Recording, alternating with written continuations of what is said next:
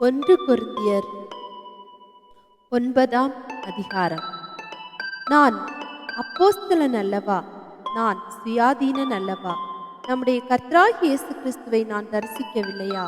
கர்த்தருக்குள் நீங்கள் என் கிரியைகளாய் இருக்கிறீர்கள் அல்லவா? நான் மற்றவர்களுக்கு அப்போஸ்தலனாய் இராவிட்டாலும் உங்களுக்கு அல்லவோ அப்போஸ்தலனாய் இருக்கிறேன். கர்த்தருக்குள் நீங்கள் என் அப்போஸ்தல ஊழியத்திற்கு முத்திரையாய் இருக்கிறீர்களே. என்னை நியாயம் விசாரிக்கிறவர்களுக்கு நான் சொல்லுகிற மாறுத்தரமாவது, புசிக்கவும் குடிக்கவும் எங்களுக்கு அதிகாரம் இல்லையா? மற்ற அப்போஸ்தலரும் கர்த்தருடைய சகோதரரும் கேபாவும் செய்கிறது போல மனைவியாகிய ஒரு சகோதரியை கூட்டிக் கொண்டு திரிய எங்களுக்கும் அதிகாரம் இல்லையா? அல்லது கைத்தொழில் செய்யாதிருக்கிறதற்கு எனக்கு பர்னபாவுக்கு மாத்திரம் தானா அதிகாரம் இல்லை? எவன் தன் சொந்த பணத்தை செலவழித்து தண்டிலே சேவகம் பண்ணுவான்? எவன் திராட்சை தோட்டத்தை உண்டாக்கி அதன் கனியில் புசியாதிருப்பான்? எவன் மந்தையை மேய்த்து அதன் பாலை சாப்பிடாதிருப்பான்? இவைகளை மனுஷர் வழக்கத்தின்படி சொல்லுகிறேனோ? நியாயப்பிரமாணமும் இவைகளை சொல்லுகிறதில்லையா? போரடிக்கிற மாட்டை வாய் கட்டாயாக என்று மோசேயின் பிரமாணத்தில் எழுதியிருக்கிறதே. தேவன் மாடுகளுக்காகவே கவலையாயிருக்கிறாரோ? நமக்காகத்தான் இதை சொல்லுகிறாரோ? உழுகிறவன் நம்பிக்கையோட உழவும், போரடிக்கிறவன் தான் நம்புகிறதில் பங்கடைவேன் என்கிற நம்பிக்கையோட போரடிக்கவும் வேண்டியதே. ஆகையால் அது நமக்காகவே எழுதியிருக்கிறது. நாங்கள் உங்களுக்கு ஞான நன்மைகளை விதைத்திருக்க உங்கள் சரீர நன்மைகளை அறுத்தால் அது பெரிய காரியமா? மற்றவர்கள் உங்களிடத்தில் இந்த அதிகாரத்தை செலுத்தினால் அவர்களிலும் நாங்கள் அதிகமாய் செலுத்தலாம் அல்லவா? அப்படி இருந்தும் கிறிஸ்துவின் சுவிசேஷத்திற்கு யாதொரு தடை உண்டாகாதபடிக்கு நாங்கள் இந்த அதிகாரத்தை செலுத்தாமல் எல்லா பாடும் படுகிறோம். ஆசாரிய ஊழியம் செய்கிறவர்கள் தேவாலயத்துக்குரியவைகளில் புசிக்கிறார்கள் என்றும், பலிபீடத்தை அடுத்து பணிவிடை செய்கிறவர்களுக்கு பலிபீடத்தில் உள்ளவைகளில் பங்கு உண்டென்றும் அறியீர்களா? அந்தபடியே சுவிசேஷத்தை அறிவிக்கிறவர்களுக்கு சுவிசேஷத்தினாலே பிழைப்புண்டாக வேண்டும் என்று கர்த்தரும் கட்டளையிட்டு இருக்கிறார்.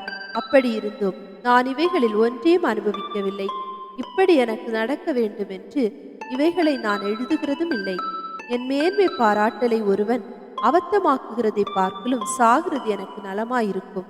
சுவிசேஷத்தை நான் பிரசங்கித்து வந்தும் மேன்மை பாராட்ட எனக்கு இடமில்லை. அது என்மேல் விழுந்த கடமையாயிருக்கிறது. சுவிசேஷத்தை நான் பிரசங்கியாதிருந்தால் எனக்கு ஐயோ! நான் உற்சாகமாய் அப்படி செய்தால் எனக்கு பலன் உண்டு. உற்சாகம் இல்லாதவனாய் செய்தாலும் உக்ரான உத்தியோகம் எனக்கு ஒப்புவிக்கப்பட்டிருக்கிறதே. ஆதலால் எனக்கு பலன் என்ன? நான் சுவிசேஷத்தை பிரசங்கிக்கையில் அதை பற்றி எனக்கு உண்டாயிருக்கிற அதிகாரத்தை முற்றிலும் செலுத்தாமல் கிறிஸ்துவின் சுவிசேஷத்தை செலவில்லாமல் ஸ்தாபிப்பதே எனக்கு பலன். நான் ஒருவருக்கும் அடிமைப்படாதவனாயிருந்தும் நான் அதிக ஜனங்களை ஆதாயப்படுத்திக் கொள்ளும்படிக்கு என்னைத்தானே எல்லாருக்கும் அடிமையாக்கினேன். யூதரை ஆதாயப்படுத்திக் கொள்ளும்படிக்கு யூதருக்கு யூதனைப் போலவும், நியாயப்பிரமாணத்துக்கு கீழ்ப்பட்டவர்களை ஆதாயப்படுத்திக் கொள்ளும்படிக்கு நியாயப்பிரமாணத்துக்கு கீழ்ப்பட்டவனைப் போலவும் ஆனேன். நியாயப்பிரமாணம் இல்லாதவர்களை ஆதாயப்படுத்திக் கொள்ளும்படிக்கு அவர்களுக்கு நியாயப்பிரமாணம் இல்லாதவனைப் போலவும் ஆனேன். அப்படி இருந்தும் நான் தேவனுக்கு முன்பாக நியாயப்பிரமாணம் இல்லாதவனாய் இராமல் கிறிஸ்துவின் பிரமாணத்துக்குள்ளானவனாய் இருக்கிறேன்.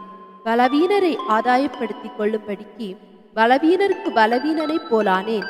எப்படியாகிலும் சிலரை ரட்சிக்கும்படிக்கு நான் எல்லாருக்கும் எல்லாம் ஆனேன். சுவிசேஷத்தில் நான் உடன் பங்காளியாகும்படிக்கு அது நிமித்தமே இப்படி செய்கிறேன். பந்தய சாலையில் ஓடுகிறவர்கள் எல்லாரும் ஓடுவார்கள், ஆகிலும் ஒருவனே பந்தயத்தை பெறுவான் என்று அறியீர்களா? நீங்கள் பெற்றுக்கொள்ளத்தக்கதாக ஓடுங்கள். பந்தயத்திற்கு போராடுகிற யாவரும் எல்லாவற்றிலேயும் இச்சையடக்கமாய் இருப்பார்கள். அவர்கள் அழிவுள்ள கிரீடத்தை பெறும்படிக்கு அப்படி செய்கிறார்கள். நாமோ அழிவில்லாத கிரீடத்தை பெறும்படிக்கு அப்படி செய்கிறோம்.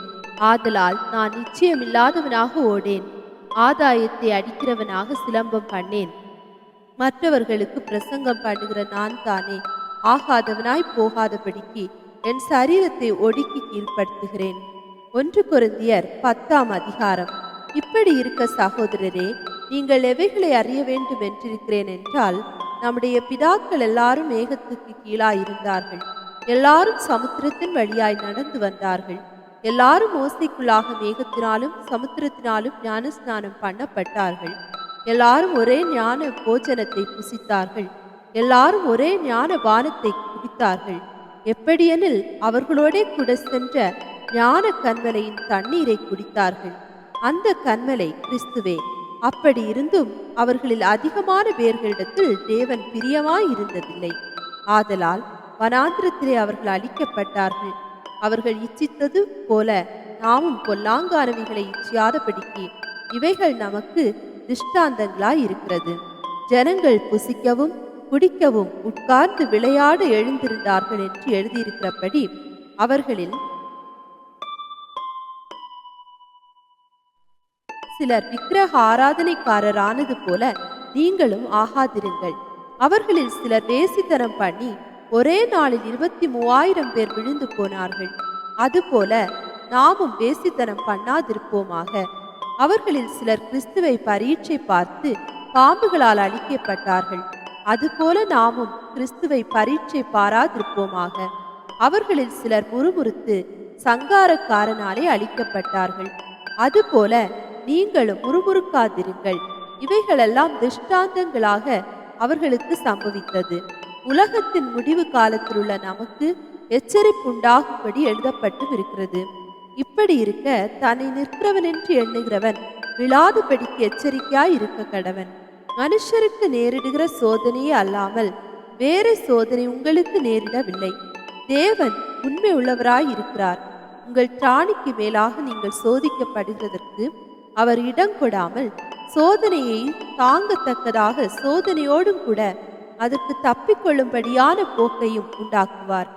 ஆகையால் எனக்கு பிரியமானவர்களே, விக்கிரக ஆராதனைக்கு விலகி ஓடுங்கள். உங்களை புத்திமான்கள் என்று எண்ணி பேசுகிறேன். நான் சொல்லுகிறதை நீங்களே நிதானித்து பாருங்கள். நாம் ஆசீர்வதிக்கிற ஆசீர்வாதத்தின் பாத்திரம் கிறிஸ்துவனுடைய இரத்தத்தின் ஐக்கியமாய் இருக்கிறது அல்லவா? நாம் பிட்கிற அப்பம் கிறிஸ்துவனுடைய சரீரத்தின் ஐக்கியமாய் இருக்கிறது அல்லவா? அந்த ஒரே அப்பத்தில் நாம் எல்லாரும் பங்கு பெறுகிறபடியால் அநேகரான நாம் ஒரே அப்பமும் ஒரே சரீரமுமாய் இருக்கிறோம். மாம்சத்தின்படியான இஸ்ரவேலரை பாருங்கள். பலிகளை புசிக்கிறவர்கள் பலிபீடத்தோடே ஐக்கியமாய் இருக்கிறார்கள் அல்லவா? இப்படி இருக்க விக்கிரகம் ஒரு பொருள் என்றும் விக்கிரகத்துக்கு படைக்கப்பட்டது ஒரு பொருள் என்றும் நான் சொல்லுகிறேனோ? அஞ்ஞானிகள் பலியிடுகிறவைகளை தேவனுக்கு அல்ல பேய்களுக்கே பலியிடுகிறார்கள் என்று சொல்லுகிறேன். நீங்கள் பேய்களோட ஐக்கியமாய் இருக்க எனக்கு மனதில்லை. நீங்கள் கர்த்தருடைய பாத்திரத்திலும் பேய்களுடைய பாத்திரத்திலும் பானம் பண்ணக்கூடாதே. நீங்கள் கர்த்தருடைய போஜன பந்திக்கு பேய்களுடைய போஜன பந்திக்கும் பங்குள்ளவர்களாய் இருக்கக்கூடாதே. நாம் கர்த்தருக்கு எரிச்சலை மூட்டலாமா? அவரிலும் நாம் பலவான்களா? எல்லாவற்றையும் அனுபவிக்க எனக்கு அதிகாரம் உண்டு, ஆகிலும் எல்லாம் தகுதியாயிராது. எல்லாவற்றையும் அனுபவிக்க எனக்கு அதிகாரம் உண்டு, ஆகிலும் எல்லாம் பக்தி விருத்தியை உண்டாக்காது. ஒவ்வொருவனுக்கும் தன் சுய பிரயோஜனத்தை தேடாமல் பிறனுடைய பிரயோஜனத்தை தேட கடவன். கடையிலே விற்கப்படுகிற எதையும் வாங்கி புசியுங்கள். மனசாட்சி நிமித்தம் நீங்கள் ஒன்றையும் விசாரிக்க வேண்டியதில்லை. பூமியும் அதன் நிறைவும் கர்த்தருடையது. அன்றியும் அவிசுவாசிகளில் ஒருவன் உங்களை விருந்துக்கு அழைக்கும் போது போக உங்களுக்கு மனதிருந்தால் மனசாட்சி நிமித்தம் ஒன்றையும் விசாரியாமல் உங்கள் முன் வைக்கப்படுகிற எதையும் புசியுங்கள். ஆயினும் இது விக்கிரகங்களுக்கு படைக்கப்பட்டதென்று ஒருவன் உங்களுக்கு சொன்னால் அப்படி அறிவித்தவன் நிமித்தமும் மனசாட்சியின் நிமித்தமும் புசியாதிருங்கள். பூமியும் அதன் நிறைவும் கர்த்தருடையது. உன்னுடைய மனசாட்சியை குறித்து நான் இப்படி சொல்லாமல் மற்றொருவனுடைய மனசாட்சியை குறித்தே சொல்லுகிறேன். என் சுயாதீனம் மற்றொருவனுடைய மனசாட்சியினாலே குற்றமாய் எண்ணப்பட வேண்டுவதென்ன? மேலும் நான் அதை ஸ்தோத்திரிப்புடனே அனுபவித்தால் சோத்திரித்து அனுபவிக்கிற பொருளை குறித்து நான் தூஷிக்கப்படுவானேன். ஆகையால் நீங்கள் புசித்தாலும் குடித்தாலும் எதை செய்தாலும் எல்லாவற்றையும் தேவனுடைய மகிமைக்கென்று செய்யுங்கள். நான் என் சுய பிரயோஜனத்தை தேடாமல் அநேகருடைய பிரயோஜனத்தை தேடி அவர்கள் ரட்சிக்கப்படும்படிக்கு எவ்விதத்திலும் எல்லாருக்கும் பிரியமாய் நடக்கிறது போல நீங்களும் யூதருக்கும் கிரேக்கருக்கும் தேவனுடைய சபைக்கும் இடரலற்றவர்களாய் இருங்கள். 1 கொரிந்தியர் 11ஆம் அதிகாரம். நான் கிறிஸ்துவை பின்பற்றுகிறது போல நீங்கள் என்னை பின்பற்றுகிறவர்களாயிருங்கள். சகோதரரே, நீங்கள் எல்லாவற்றிலும் என்னை நினைத்து கொண்டு நான் உங்களுக்கு ஒப்புவித்தபடி நீங்கள் கட்டளைகளை கைக்கொண்டு வருகிறது நிமித்தம் உங்களை புகழுகிறேன். ஒவ்வொரு புருஷனுக்கும் கிறிஸ்து தலையாயிருக்கிறார் என்றும் ஸ்திரீக்கு புருஷன் தலையாயிருக்கிறான் என்றும் கிறிஸ்துவுக்கு தேவன் தலையாயிருக்கிறார் என்றும் நீங்கள் அறிய வேண்டும் என்று விரும்புகிறேன். ஜெபம் பண்ணுகிற போதாவது, தீர்க்க தரிசனம் சொல்லுகிற போதாவது, தன் தலையை மூடிக்கொண்டிருக்கிற எந்த புருஷனும் தன் தலையை கனவீனப்படுத்துகிறான். ஜெபம் பண்ணுகிற போதாவது, தீர்க்க தரிசனம் சொல்லுகிற போதாவது, தன் தலையை மூடிக்கொள்ளாதிருக்கிற எந்த ஸ்திரீயும் தன் தலையை கனவீனப்படுத்துகிறாள். அது அவளுக்கு தலை சிரைக்கப்பட்டது போலிருக்குமே.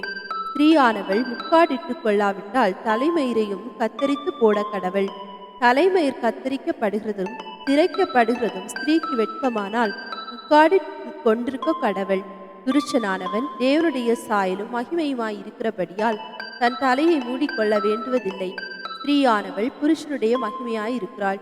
புருஷன் ஸ்திரீயிலிருந்து தோன்றினவன் அல்ல, ஸ்திரீயே புருஷனிலிருந்து தோன்றினவள். புருஷன் ஸ்திரீக்காக சிருஷ்டிக்கப்பட்டவன் அல்ல, ஸ்திரீயே புருஷனுக்காக சிருஷ்டிக்கப்பட்டவள். ஆகையால் தூதர்களின் நிமித்தம் ஸ்திரீயானவள் தலையின் மேல் முக்காடு போட்டுக்கொள்ள வேண்டும். ஆகிலும் கர்த்தருக்குள் ஸ்திரீ இல்லாமல் புருஷனும் இல்லை, புருஷன் இல்லாமல் ஸ்திரீயும் இல்லை. ஸ்திரீயானவள் புருஷனிலிருந்து தோன்றுகிறது போல புருஷனும் ஸ்திரீயினால் தோன்றுகிறான். சகலமும் தேவனால் உண்டாயிருக்கிறது.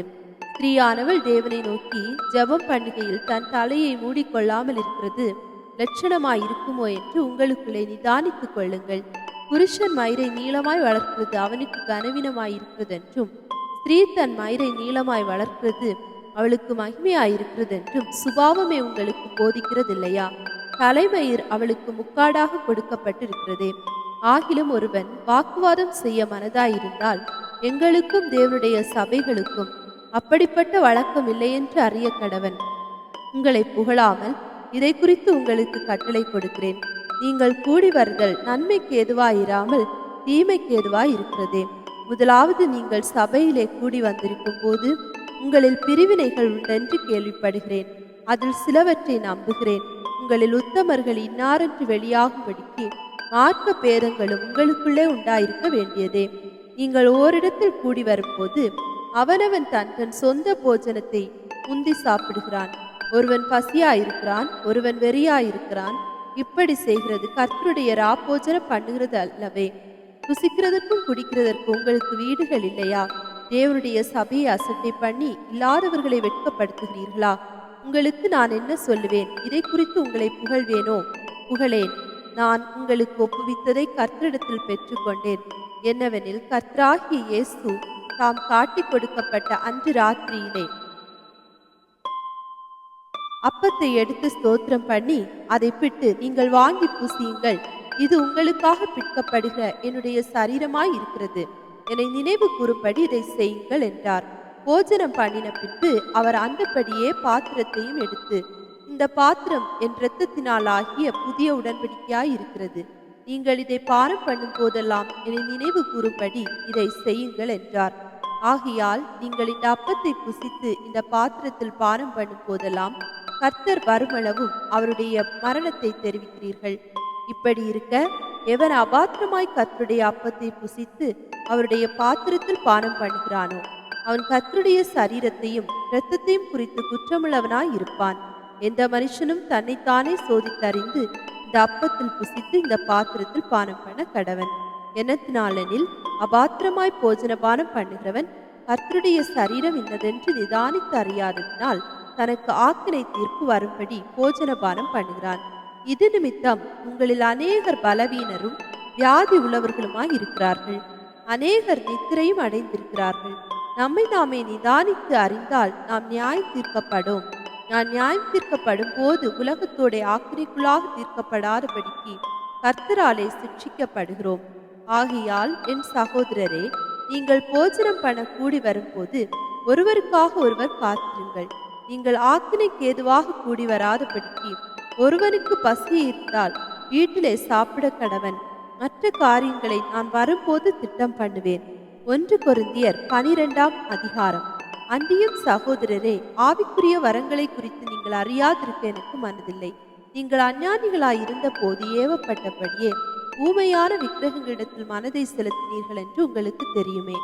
ஆதலால் தேவனுடைய ஆவியினாலே பேசுகிற எவனும் இயேசுவை சபிக்கப்பட்டவர் என்று சொல்ல மாட்டான் என்றும், பரிசுத்த ஆவியினாலே அன்றி இயேசுவை கர்த்தரென்று ஒருவரும் சொல்லக்கூடாதென்று உங்களுக்கு தெரிவிக்கிறேன். வரங்களில் வித்தியாசங்கள் உண்டு, ஆவியானவர் ஒருவரே.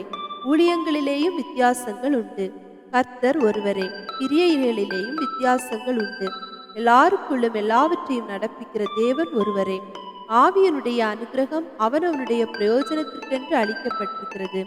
எப்படியெனில், ஒருவனுக்கு ஆவியினாலே ஞானத்தை போதிக்கும் வசனமும், வேறொருவனுக்கு அந்த ஆவியினாலேயே அறிவை உணர்த்தும் வசனமும், வேறொருவனுக்கு அந்த ஆவியினாலேயே விசுவாசமும், வேறொருவனுக்கு அந்த ஆவியினாலேயே குணமாக்கும் வரங்களும், வேறொருவனுக்கு அற்புதங்களை செய்யும் சக்தியும், வேறொருவனுக்கு தீர்க்க தரிசனம் உரைத்தலும், வேறொருவனுக்கு ஆவிகளை பகுத்தறிதலும், வேறொருவனுக்கு பற்பல பாஷைகளை பேசுதலும், வேறொருவனுக்கு பாஷைகளை வியாக்கியானம் பண்ணுதலும் அளிக்கப்படுகிறது. இவைகளை எல்லாம் அந்த ஒரே ஆவியானவர் நடப்பித்து தமது சித்தத்தின்படியே அவனவனுக்கு பகிர்ந்து கொடுக்கிறார்.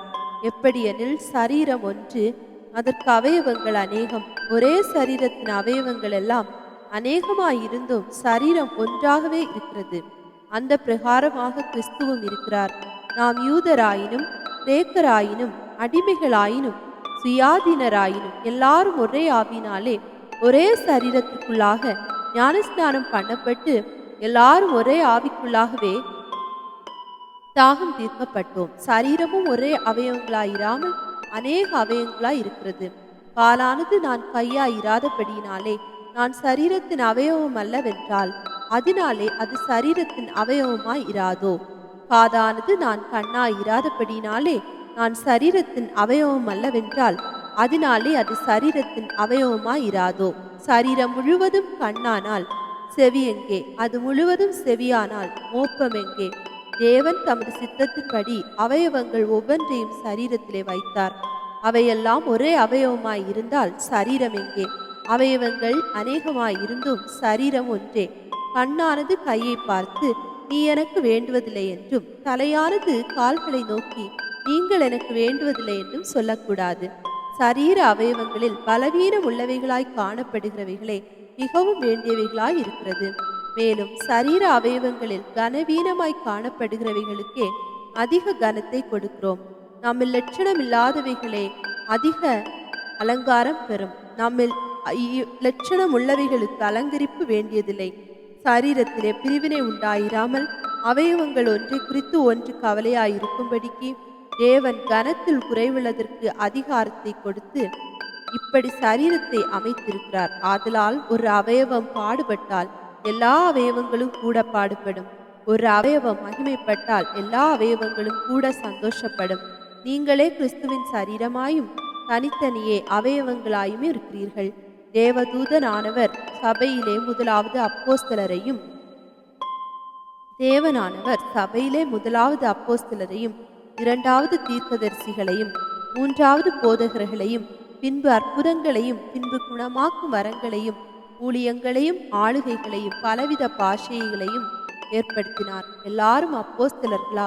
எல்லாரும் தீர்க்கதரிசிகளா? எல்லாரும் போதகர்களா? எல்லாரும் அற்புதங்களை செய்கிறார்களா?